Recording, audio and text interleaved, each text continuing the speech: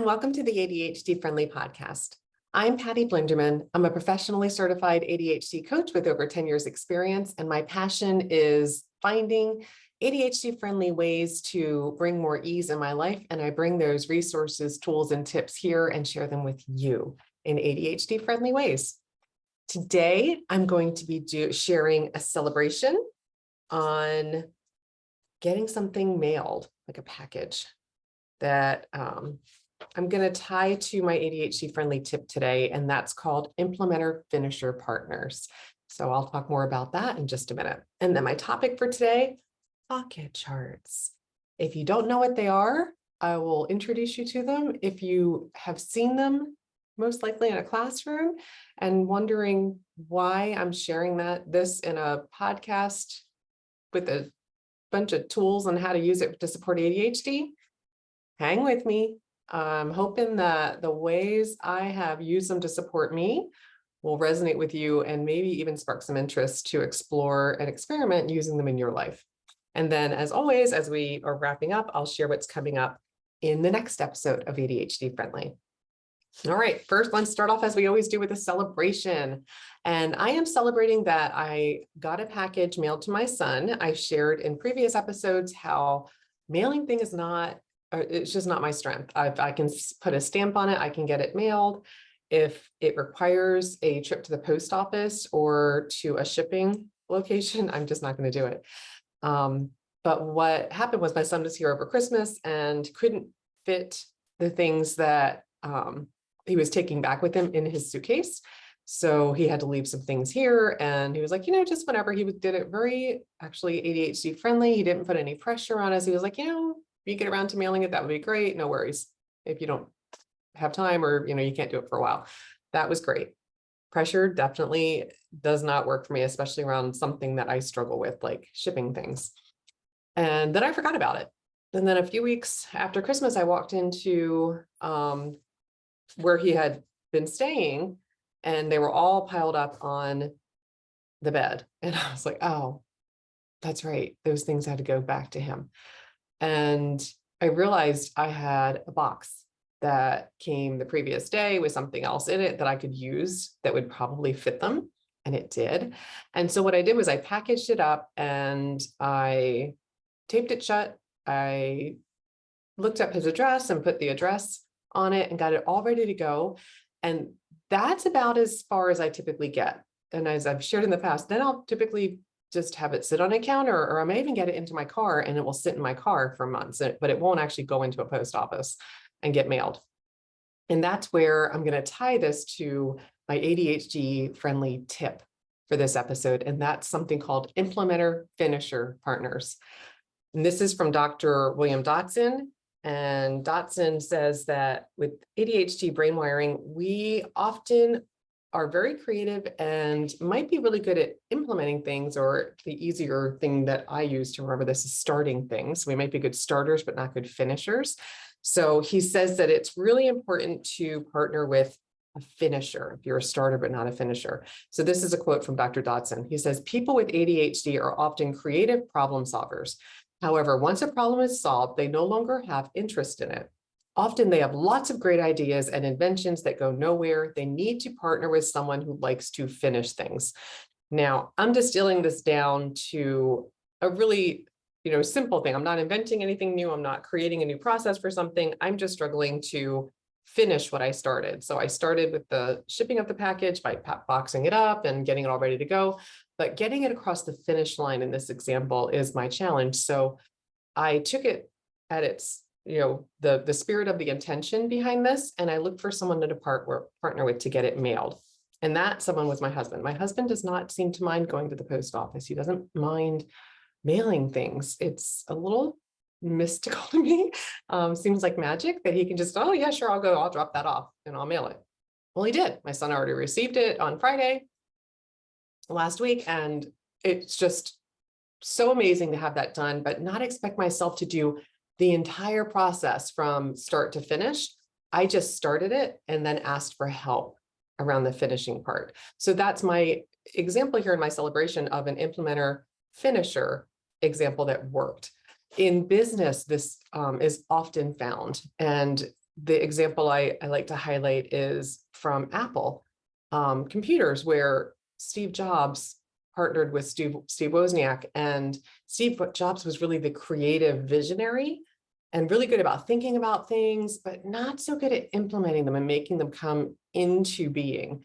And that was really Wozniak's role. But that partnership would never have become Apple without both of them contributing. And so when you think about whether or not you would need any support around this, research does show, and I'm just going to share a little stat here, that only 5% of visionaries, the implementers, possess both the skill sets of the implementer and the finisher. Only 5%. So 95% of us are, if you're a starter or an implementer, are not good at finishing. So I always, like to say, lean into what you know about yourself and find ways to outsource or to partner with someone. Literally in this model, the implementer, finisher, partner model is to partner with someone to finish the final pieces. And just, invite you to explore where might you use this in your life to make it a little bit easier. Last episode, I shared how to plan, in episode 67, an ADHD-friendly birthday party. What I didn't share in that example was another example when I run my, my groups. I share this often when I talk about the implementer finisher model. What I realized, I was going to start a business, a birthday party planning business, because I just loved it. I loved planning all of the arrival activities and the themes around games and all of the from the invitation to the thank you notes. I just loved it. It was really, really sparkly and fun. What I didn't really put a lot of structure around understanding was that I didn't love running the parties. I would do it and I would follow my structure, and it would take a lot of energy for me to do it, but I could do it. But at the end of the 90 minutes, I was done. Like I was exhausted. And when I started planning this business, what I kept trying to figure out was, how could I not be the one running it? How could I just plan them? And I wouldn't even mind setting up and decorating and all of that, but I did not want to run the party, and I didn't want to stay and clean up after the party. And this was, again, before I knew about ADHD and before I ever heard of this implementer finisher model. But once I learned and I heard Dodson speak about this, I was like, oh my gosh, that's me. I love visualizing and planning the parties. I did not want to finish them, meaning be the one running them, or I'd run it once, but I didn't want to have to do it over and over again, for sure. So if you are an implementer or a starter, just notice where you might want to partner to have more things finished, so we don't have all of these unfinished things lingering around. Lean into starting, lean into outsourcing the finishing. All right. On to today's main topic, pocket charts. If you don't know what these are, you may, if you think about, if you have kids and you go into their classroom, more than likely you've seen this. If you're young enough, you probably had them in class, like they've just been around forever. So I'm a former teacher and I use these every day in my classroom.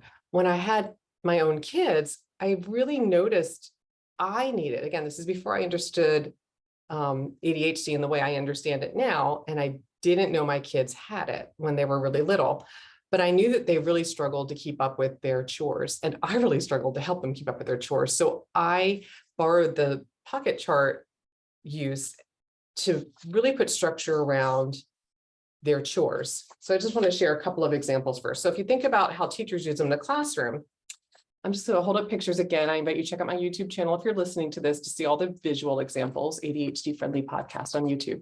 But I'm just holding up, they're often used for calendar time, where you can put the days of the month in there and somebody would come up and show what day it is today and what the weather is today and that kind of thing. And they could also be used for schedules and even like job charts to see whose job it was for the classroom to do different things students would be assigned to. They'd just be there for quick reference.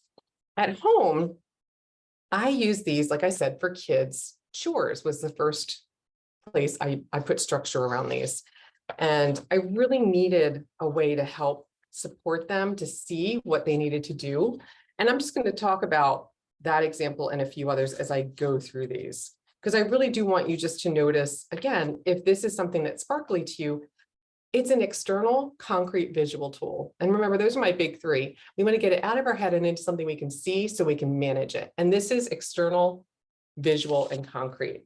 So here's just a blank pocket chart. These come, I bought mine on Amazon in a set of 4, yellow, red, green, and blue in the set. And they have magnets at the top, which is how these guys are hanging up here on my magnetic whiteboard. But they also have grommets, so you can put little hooks and hang them if you want to hang them on a wall, or even magnetic hooks on a whiteboard. So set of 4, and right now I just checked before I recorded this, they're $24.99. When I checked, prices change, but that's, in the range. And then even on the back, it has a big pocket to keep additional cards, and it has a little Velcro pocket to keep others. So I just adore these. And I'm just going to share some examples of how I use them in my life. So the first one I'm going to show is, of course, related to chores. This one is a little countertop pocket chart. It folds up and can be displayed. It's double-sided, which is lovely. You have 2 kids, you could each put down even like your homework on each side so you can see it and move it from to do to done. And one side can be for each kiddo. I've even had partners use this. So when I coach adults, whether they're parents or couples or partners, to use, one side so each person can see what they're doing without having to remind the other person. You can put a card on that person's side and say, hey, if you get a chance, would you mind, taking the trash out with you when you're headed out today? And it's just a visual prompt without having to, kind of keep it in your working memory and hold on to it. What I like about the idea of to do and done is, especially for kids, but I have to say, even as an adult, I love the concreteness of this, is to be able to take it from one side to the other so you can see your progress. I have some clients that like to turn it over and not see it anymore to kind of represent that it's done. And so for my example here with feed the dog, I just want to highlight, this may have been a chore that I had for my kids, feed the dog.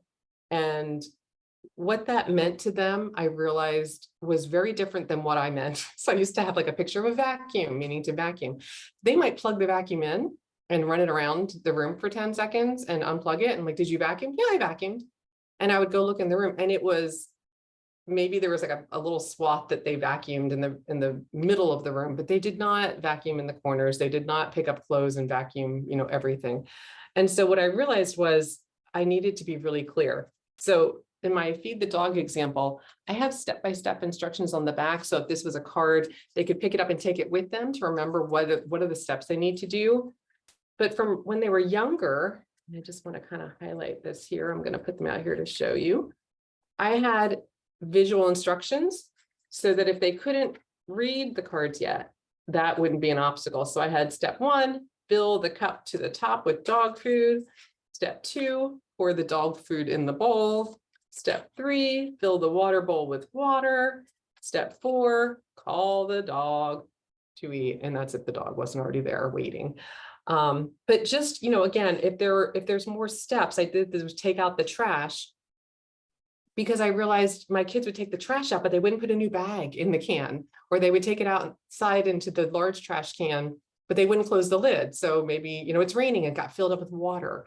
And so I had each of those steps, I had a picture for it just to highlight, as they were learning what the expectation was for the job that they were doing. What does it look like to be done, and how do you get there, to make it easier for their brains to follow it and easier for them to succeed, instead of me getting frustrated with, what do you mean you're done? There's no bag in the trash can and you left the trash can lid outside open. Well, if I didn't specify that, it's like I'm expecting them to have just noticed what I did previously. Do I leave the trash can open? Do I not put a bag back in? That's not how ADHD brains often work.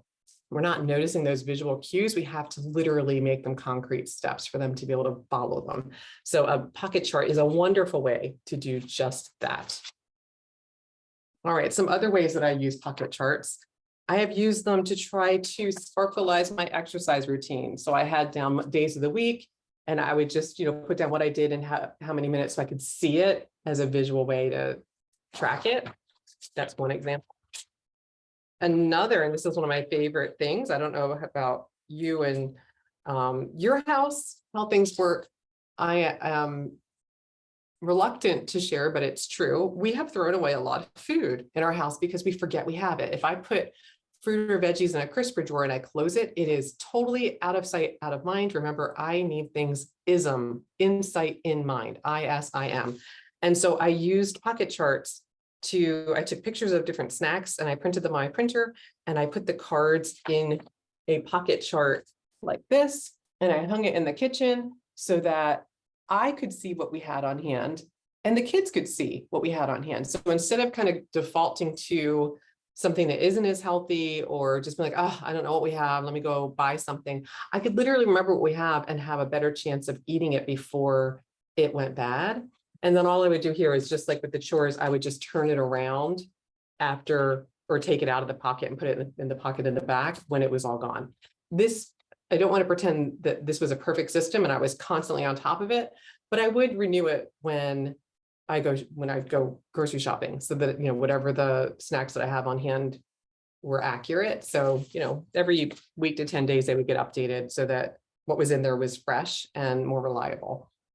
So again, just a way to help reduce the amount of waste in the food that I was throwing away when I was really trying to keep up with it a little bit more intentionally. All right, so now I'm going to share a couple more examples here. What about before you leave? So I do this when I'm working with students a lot, but I have to say it's very handy for adults as well. So a lot of times you have the door of the house has, it's even magnetized. So you don't even have to do anything but stick this on the door because this one, the little guy has magnets in it.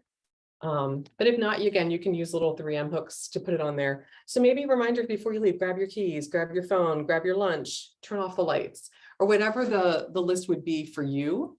I have kind of things for students, like before you leave, remember, grab your backpack, grab your keys, grab your charger, whatever it is, make it customized, but making it less likely that you're going to forget things. Pick up one of the cards that fell out. All right, and then I shared last time my example for when I do birthday parties. I have all of the different steps broken out into times. Well, maybe, having it up so I can see it, or so that the kids can see it so they know what's coming up and how long we have for that activity. These are my little time circles that just show me how much time I have for each thing. That really helps to keep me more concretely connected to my time and how much time I have or don't have. So again, just an example of maybe an agenda so that I'm remembering what we're doing. And that's fabulous also for like Christmas Eve traditions, or if you're having like a family reunion. What are we going to do? Like maybe there's a part where you're going to take pictures and you want to put the time specifically up there. Like so-and-so is arriving at 1:30 to take group pictures. Fabulous. Put it up there and have it out so everybody can see. And then it's not everybody running around. Well, what time are we doing this? Well, when's this going to happen? I don't know. Go ask. I don't know. I go ask. And that leads me to, this was also one of the first things I did with pocket charts for myself, not, directed towards my kids, more to support my own brain. I've shared in the past, I don't like to cook.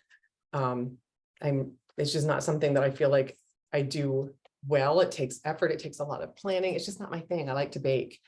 But one of the things my kids used to ask me when they were little, that was a real trigger for me, that I now understand it's because I didn't feel competent doing it. And I felt like as their mom, I should know the answer to what's for dinner. And I often didn't. And I would spend a lot of my day, each and every day, thinking, I don't know, what do I want to make for dinner? Or what can I make for dinner? And I wasn't the kind of person that could look in the pantry and throw things together.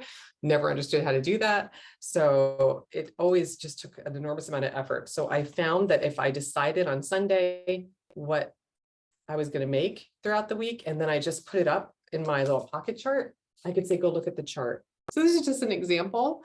Typically in my week, I didn't have a picture for this, but we usually have leftovers on Wednesdays. We do pizza Fridays, and Saturdays are always fend for yourself, as my daughter always called it, because she misheard me when she was little. Fun for yourself, because they love picking what they were going to have for dinner.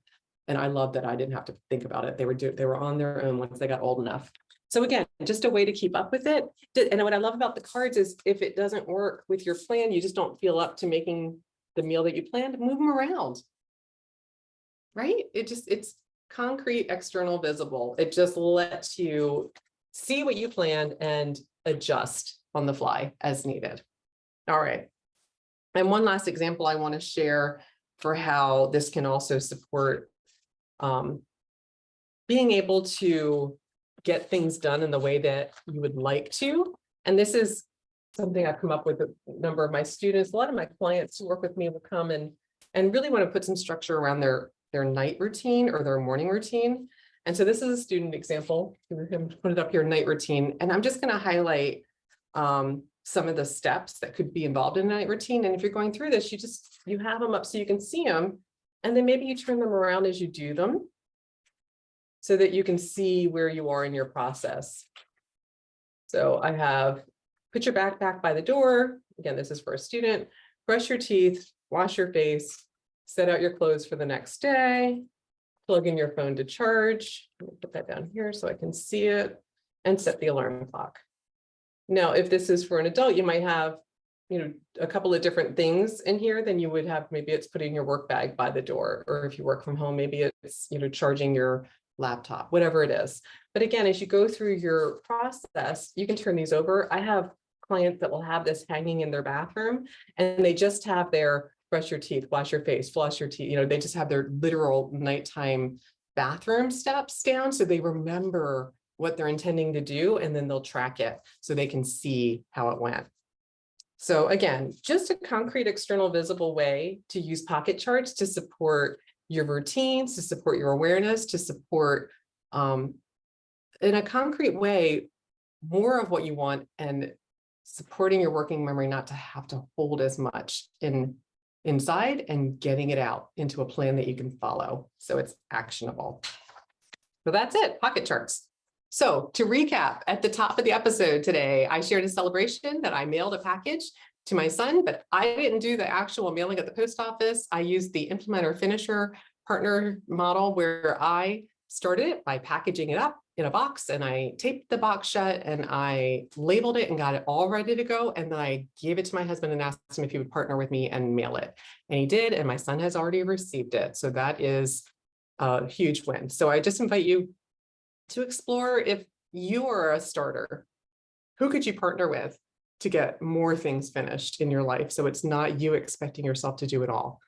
And then our episode topic for today was pocket charts, how they're ADHD friendly, external, concrete, visual ways to support yourself to see what you're doing and manage them with more ease. In our next episode, I'm going to be talking about body doubling and ways to use it again to support yourself in your life. That's all for this episode of ADHD Friendly.